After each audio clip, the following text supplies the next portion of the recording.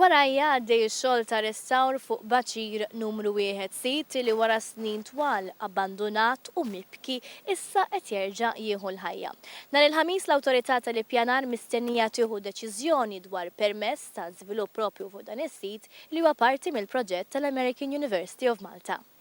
Issa li r-restawr ta' Baċir numru 1 li ilu li beda minn Ġunju li għadda jinsab fi stadju avvanzat ferm, l-investituri tal-American University of Malta se jfittxu permess għal estensjoni ta' solar f'Baċir numru 1 b'mod li jikkumplementa l-post u jkompli sebba dak li qed isir wieħed mill-iktar postijiet attrajenti fil-Kottonera.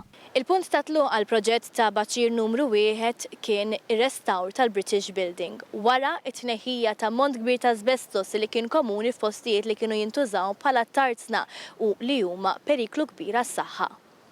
Il-proġett qed jgħin bil-kbir fir-reġenerazzjoni tal-post tant li d-Direttorat tal-Ippjanar qed jipproponi li jkun approvat.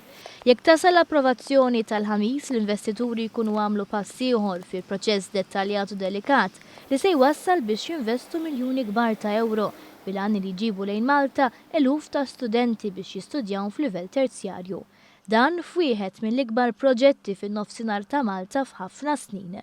Sadin Group li huma l-investituri iffaċċaw ukoll proċess metikoluż brabta mal-akkreditazzjoni ta' università, però finalment irriżulta li laħqu l-kriterji kollha, anke għaliex tul il-proċess akkademiku qed ikunu appoġġjati minn universitajiet Amerikani ta' statura liema bħala.